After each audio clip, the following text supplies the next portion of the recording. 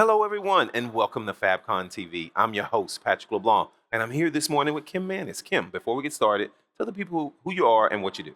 Hey, excited to be here, Patrick. Excited to be here with all of you. My name's Kim Manis. I'm CVP of Microsoft Fabric's platform. Yes, The entire the platform. entire platform. Not just a little bit, all of it. Everything that brings Fabric together. Okay. So, Kim, Keynote this morning, you walked out on stage.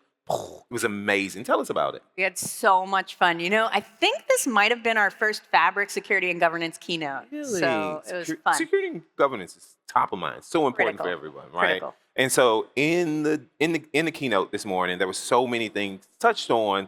Just kind of give us a quick summary. Yeah, I mean, you know, we covered a lot, but really security and governance is kind of striking this balance between adoption and usage and giving people access to the data. And you could do that through the One Lake catalog, but it's also about making sure that you mitigate risk, you secure everything, you make sure the right people have access to the right data.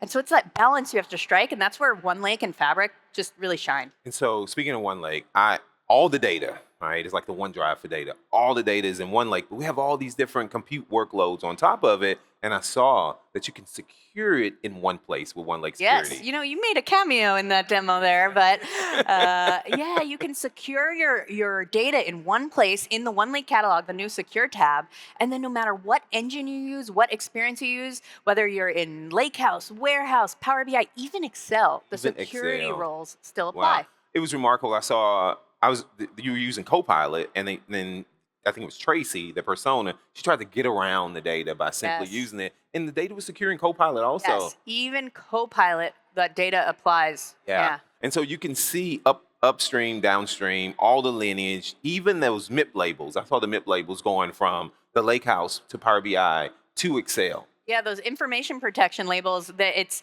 marked as highly confidential in the Lakehouse, and then as the data moves, no matter where it moves, you never break that chain of custody. And so for Microsoft, right, we all know that security is top of mind. Security is first for us at Microsoft. Tell us about how Fabric is following in line with all that, you know, the trust that Microsoft is doing. Yeah, you know, the amazing thing about Fabric and the Microsoft ecosystem is we know that the data's everywhere, right? It's in One Lake, it's outside One Lake, it's in Fabric. Your users are using Office, Excel, SharePoint, and you can bring all that data together, not just with Fabric, but also with Purview. And so you can really get a sense of what those users are doing and mitigate risk. Yeah, so the first part of your demo was all about that business, that admin, the business user, but the second part was about the administrator. Yes. And so I heard you mention Purview, and there's certain aspects that I saw that it looked like Purview is just tightly integrated with everything we're doing in Fabric. Yeah, it's super cool because you can see all the detailed granular activity that all your users are taking. Yep. But it also gives you this broader picture, right? Whether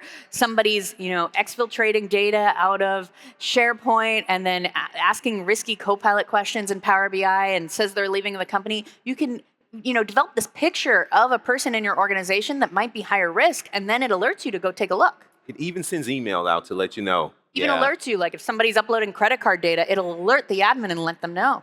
So much protection, upstream and downstream. Yes. So I'm thinking about this. I'm a CIO, I'm a CDO, I'm CEO of a company, and I want to make sure my data is secure, and I'm looking at Fabric as an option. You know, what do I think about? What do you think about for the future, for the next 6 months? What should I be preparing for? What should I be thinking about? You know, I think the really exciting thing with Fabric is it's so easy to use, and so more and more people in your organization will love to adopt it, will start adopting it, you know, on their own. Yeah. And the key is making sure the right governance and policies in place.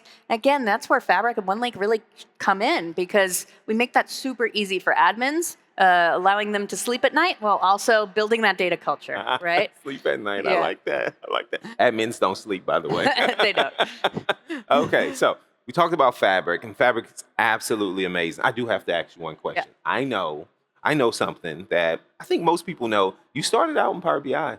You knew I was going there. Oh, I love Power BI. I've been on the team for over 9 years. So many things happening with Power BI. So many things. What's your favorite one? Well, it's Power BI's 10th birthday. 10th birthday. 10 years. There we go, right? Yeah, 10 I will years. say one of the things I'm most excited about is just the career journey that so many Power BI users have taken, right? Yes. You and I included, in terms of just, absolutely. growing your career in data through Power BI. And now with Fabric, that's just continuing, right? Next level, next step, right? Yeah. Next step. So as a Power BI person, why should I care about Fabric?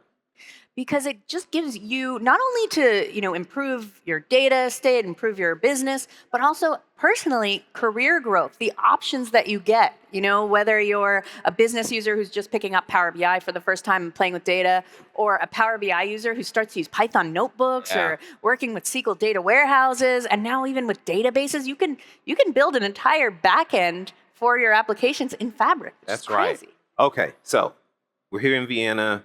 Next stop, Atlanta, in the United States. Atlanta. What can we expect? Oh my gosh, it's going to be biggest FabCon ever. Oh, wow. Biggest FabCon ever. Okay. We are, of course, going to have huge announcements. We're making a ton of progress on the product, so I already know some of the things in store. Can't tell you yet. You got to come to Atlanta. Super excited, and I know we're going to be in a big arena for the keynote. We got the attendee party is in the huge aquarium in Atlanta, so it's going to be a blast. You're going to learn a lot. I just can't wait. I'm so excited. All right. Well, Kim, thank you for taking the time to hang out with us today. Thank you so much. Super excited to be here. Yeah, and thank you all for watching, and we'll see you on the next time at FabCon TV.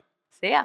What a great conversation at the Microsoft Fabric Community Conference. Be sure to give this video a like and hit subscribe for more videos coming out of FabCon TV. Also, I'd be remiss if I didn't ask you to register for the next FabCon, which will be in Atlanta in March 2026. Come join Patrick, myself, and all of the Microsoft folks. You can see a QR code on the screen right now. Scan that and use code FABATL to get $200 off of the registration. Thank you so much for watching.